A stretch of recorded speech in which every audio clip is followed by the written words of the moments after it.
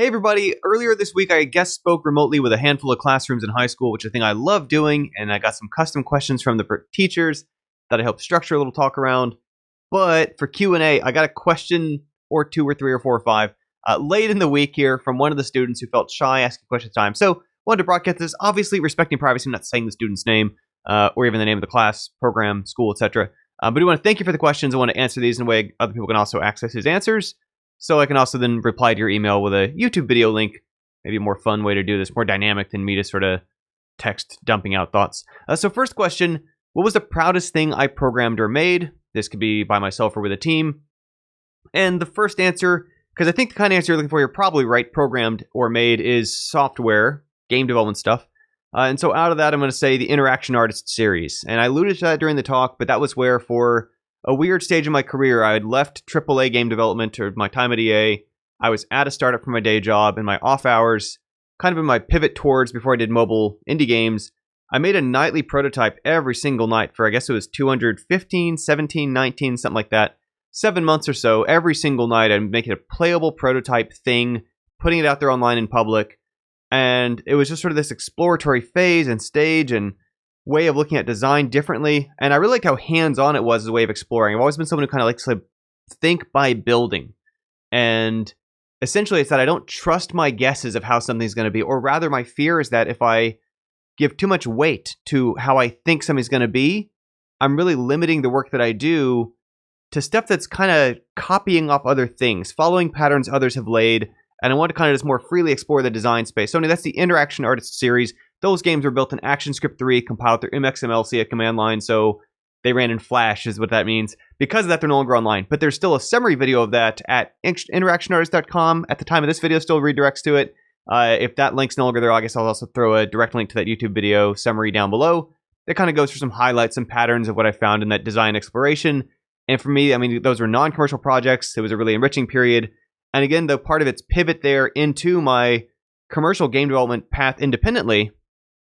And actually, I guess I didn't mention this during the group talk, right? But a couple things that helped there were, one, I got my first paid contract making a solar panel game advertising thing for some company because I was at a games conference and somebody asked what I was doing. I told them about this weird experimental thing. I was just cranking out little game prototypes every single night. Interaction prototypes, right? I mean, they're much smaller, simpler than what most people call a game. And somebody was really impressed with that. And it's like, I got introduced to somebody, and that became my first independent paid gig making a game for some other company. So that was kind of neat. It would help land me my deal making some funded iPhone games for publishers. Their launch titles was literally that's what I was doing at the time. And it seemed to then be a good opportunity to, okay, well, we want someone like that working with us who can rapidly iterate and split, make different versions and guide us to that process. But it was because when that conversation came up, I had that to show as what I'm doing now. I'm very active. I'm out there. I'm thrashing. I'm making stuff. In addition to the day job, exploring those ideas very, very proactively. Now, the reason why I qualified that answer first by saying, actually, I wanted to note that, and this is when I did allude to in that class talk, which I realize there's no version online yet. Maybe I'll make a version of that. But the other thing was I took those 200 plus games, prototype deals that I put online. I was tracking web metrics to see where traffic was coming from and what kind of numbers. Identified some spikes in those, and they weren't even enormous spikes. It was just relative to the others. So if the others got 2, 3, 4, 5, 6, 7 plays on average or something pretty meager, 10, 15, whatever. If these had 40, 50, 70, 80, it was already a sign of like, okay, well, something about this, the title of it, the concept of it, people are sharing it, people are pointing to others, why? And then taking those and porting those to early iPhone games was where I got my ideas that were kind of pretty successful in terms of top ranked in entertainment and education and in games were prototypes from those 219 that many of which were not good, were not worth sort of a bigger audience, but the only way I could really tell was trying a lot of ideas out and seeing what stuck. So anyway, that's the thing I built or programmed that I'm sort of proudest of, that series. Now, the reason why I qualified that was saying, okay, well, I assume you're asking about software development, because fundamentally, the thing I'm really proud of that I've made have been the groups that I either founded or currently still orchestrate. So, right, so currently it's Home Team Game Dev. Before that, it was some college clubs, VG Dev at Georgia Tech, Game Creation Society at Carnegie Mellon, which honestly, somebody else started the constitution for that group and technically got the group in place. I built their processes and helped get them producing games on a consistent basis. But basically, the human side to game development is much more interesting and challenging to me the dynamics of getting people to cooperate and complete a vision together and learn these different concepts that are outside of their specialist domains. So programmers to think about non-programming, artists think about non-art, writers think about non-art, that help them work together more successfully. And so the groups that have been able to sustain doing that, producing hundreds of freeware games, to me, that's been my proudest thing I've made, certainly those groups. Again, currently it's still Home Team Game Dev, which right now is actually 3 groups internally. There's other college clubs, which I believe are still running. One may not have actually totally bounced back post-COVID yet. I'm not sure. Second question, what was the one of the coolest experiences I've ever had in the video game design industry? And again, I feel like this question might be thinking in terms of game creation, in which case my first answer is going to be honestly working on Boom Blocks. And that's something that's kind of a weird answer, if only because it was part of a bigger team. It was a frustrating time in my career where like I literally quit from that team for reasons that are separate from the game itself, right? I really was drawn to that game. I liked the design space of it. It was neat to see something so innovative coming out of a big studio that's so rare. And it was just such a great opportunity to overlap with my time there because I liked experimental gameplay stuff. I liked innovative spaces. I liked smaller teams. And then for a giant company like that, I mean, that same studio at the same time, EA Los Angeles was producing, what was it, just before that, GoldenEye, Rogue Agent, which, not great, right? Command & Conquer games, Lord of the Rings games, Medal of Honor games, a bunch of shooty, stabby, violent, conventional gameplay stuff. And then there was this weird Boom Blocks thing with like kidsy graphics and music by the Rugrats composer and exploring new mechanics. I mean, it basically was like 3D Angry Birds before Angry Birds. So I've got another talk, I guess I'll also throw in the description about, I did talk about level design and process for that game, but it was a neat design space and it was a really cool opportunity to be a part of that team innovating within a bigger framework where we had time, we had like, you know, it wasn't a funding fear. It wasn't a, oh my gosh, is our team going to exist after this? So it turned out, I mean, there was a sequel after it, which is also pretty rare for an original IP to then lead to a sequel, and eventually that team kind of spun down or whatever. But that was a good opportunity. I'm grateful for that overlapped my time at a big company. Once again, the reason why I first qualified the answer was like, I'm assuming you're asking about actual game creation. Because if not including that side of it, then I would say my coolest experience has been definitely helping organize Indiecade over the years as a volunteer, organizing their speakers, helping a lot of people give their first game industry talks, helping a lot of people showcase their first games, and just sort of behind the scenes role and helping a festival like that happen. That's one of the things I've always loved about Indiecade as an event is that there's a whole bunch of awards events and showcase events and whatever. And I think that a lot of them, they sort of celebrate things that, to be blunt about it, kind of already are doing very well, kind of already are very successful, kind of already have a lot of attention. And it's almost just seems like, you know, like in the movie theaters where there's this money fight between, is it going to be this giant studio or that giant studio winning? And it feels like a lot of the award shows amount to some version of that. But with Indiecade, something that they've always been good about since the early days of it, and I believe still are, is that, again, for many people, it's their first award, first recognition, first time getting a talk. It's sort of going out of their way to try to uncover and discover through different processes and curation and so on, voices that aren't being heard yet, kinds of design that aren't being explored yet, things that are new to people, which is as important to me for the development teams as it is for the players of those projects. Because for the teams, often like that's either their ticket to start waving around to say, hey, publishers, take us seriously. Hey, collaborators, we have some real traction in what we're doing. That before that, they didn't have a lot of proof to stand on. But also even just the confidence. A lot. What I do still with the festival, I'm not very involved anymore as an organizer, but I'm still on the alumni organizing side, where I kind of help track the stories of how it's impacted people's lives. And for a lot of them, it was just the confidence boost, the validation of someone who studies a lot of these things and looks at a lot of these examples and kind of knows things in our kind of weight class of budget and time availability, whatever constraints, saw what we did and it stood out to them. And that often helped people really double down in, okay, well, I'm gonna take this further. I'm gonna make this in front of a bigger audience. I'm gonna take this more seriously. And just the inflection point that's put in some people's lives has been, to me, a really enriching part of being involved with the Indiecade project. And then out of Indiecade, there was one particular year we helped get Indiecade Europe started, which is mostly run by a whole different crew out there, especially anymore. But for the first year, to kind of have some continuity with how the LA and New York City events ran, we had some people from the US versions of the festival involved. I helped organize some workshops for that, helped lead to my opportunity to visit France and Paris. And that was a neat opportunity that would not have happened in my life if I wasn't involved as an organizer of Indiecade. By that point, I'd been involved for several years. It certainly was not why I did it. Couldn't have foreseen that coming. But it happened sort of emergently from being out there helping people year after year, looking for opportunities I could do to help other people who needed opportunities.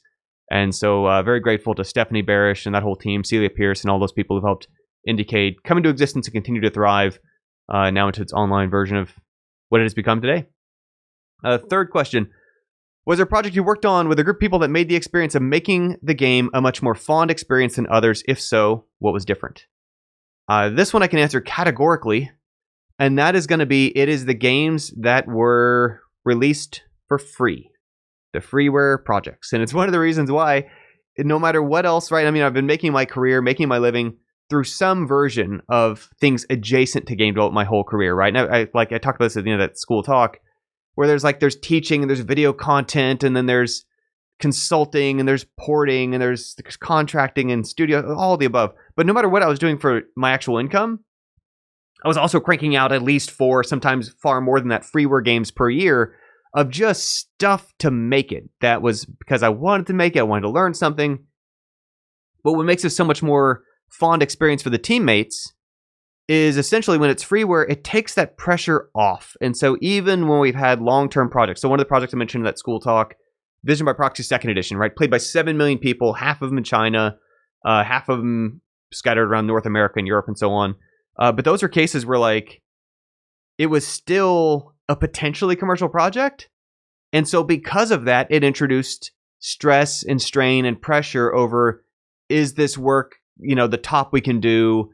I'm trying to, I guess I'll say argue over what we believe is going to make a bigger difference for our reach, our impact, or business viability, where especially on the sequel to that, Miss Vision by Proxy, and then we had conflict on the team, and like not blaming anyone on the team. All the people on the team are good people, smart people, talented, capable, etc.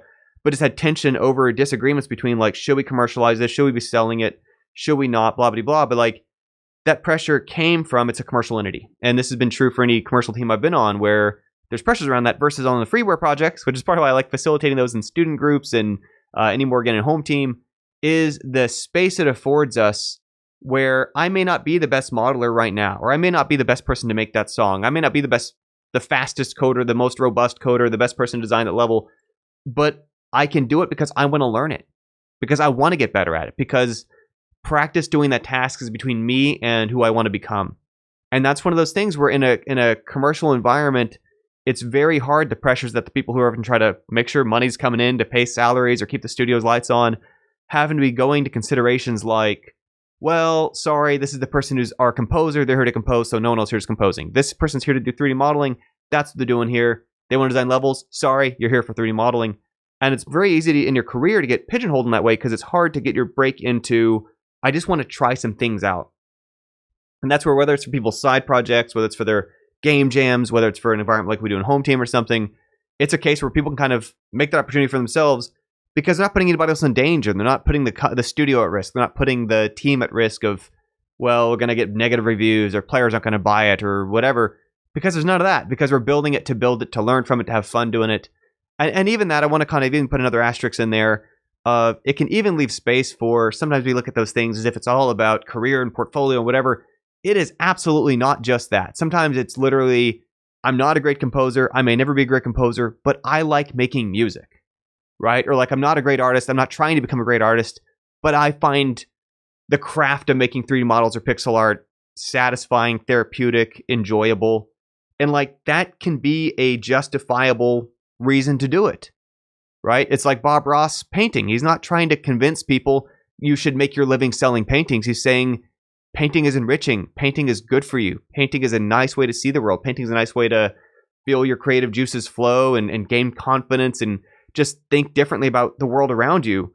We absolutely have every chance to do that around games and music and sound and art and so on. But mostly when it's freeware, mostly when it's a hobby project, because again, is what takes that pressure off it and allows it to be a more fond experience where I tried some things because they interested me rather than, I've done 5 iterations of this song. I've got the producer calling me in the morning saying they want some more changes to it by 3 p.m. for this deadline for this event. And all that is valid. All that is work. That's the nature of business, right? I mean, at a certain level, when something's done professionally, it's because you're doing it well past the point you would do it just for the kicks.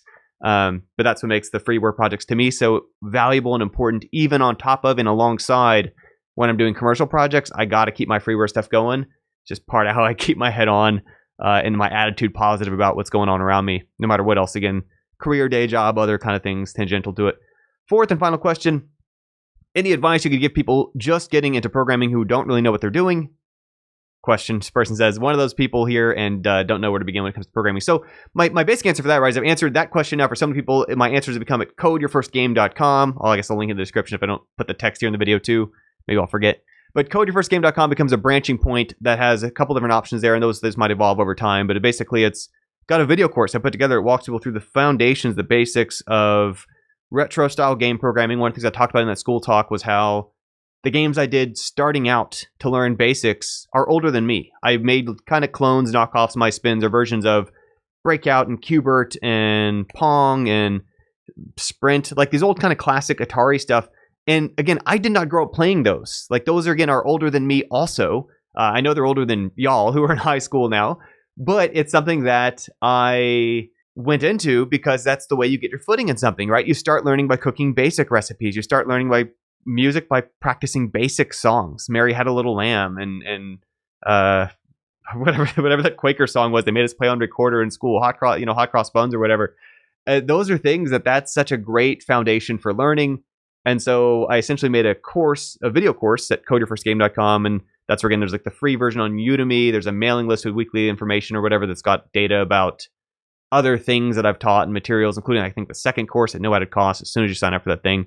But those are just parts I put together to help people explain through the pipeline, because part of what I'd like too is that realizing, okay, when I'm working with people on custom projects, which is like what I do in Home Team, everyone has unique questions based on their background, their objectives, where they're trying to go, what they know so far, what they're trying to supplement, what direction they're trying to take things in, what problem they're currently running into, questions about the teammates, whatever. But at the beginning level, when what you need is just foundations about, I don't know anything yet, it's much more easy to have kind of this common 101 kind of understanding. And that's what I try to teach in those courses of, okay, well, no matter what you're going off to do, here's kind of a helpful lens into the world that is gameplay programming in a retro-founded way. Again, I kind of use the analogy there for like if you're doing math, well, then how do you do it by hand before you're using a calculator or graphing calculator? So before we're even using Unreal or Unity or Godot or some other engine in a modern framework, how do we do that stuff just programmatically? And we're still doing it in browsers, so we don't have to write our own JPEG importing code or audio decryption stuff. It's just able to load a sound file, load an art file. But it gets us thinking logically about our own understanding of how movement and collision and input handling and smoothing curves and how time passes, as weird as that sounds. There's a non-trivial distinction in gameplay code about how is time variable frame rate, consistent frame rate, these little distinctions that seem arbitrary that have weirdly big impacts on the end results. But anyway, foundations for those kind of things is what I teach in there. So again, codeyourfirstgame.com is what I encourage for checking out for that. Yeah, and again, that course has been used by 350,000 people, pleased to say. Udemy's guidelines are like age 13 and older, I think. So you probably can get an account on that if you can watch this video on YouTube, is my guess. But anyway, so that's the questions. No worries about sending it a few days after the interview. I want to thank you for the questions. I enjoy answering questions for students. That's part of why I like talking to classes. At the end of the day, I think that a lot of the value of talks and things is the questions and engagement comes after. I know it can feel shy or pressure after the fact. So again, I want to thank you for following up. I think that initiative is going to serve you well throughout your career and your life. Anyway, thanks everybody for following along as well. And thank you, again, I won't say the student's name, for writing these questions today. It's been fun chatting with y'all. Perhaps I'll get a video up sometime in the not too distant future of a version of the talk I gave that class. But that's it for now. Thanks everybody. Have a good one.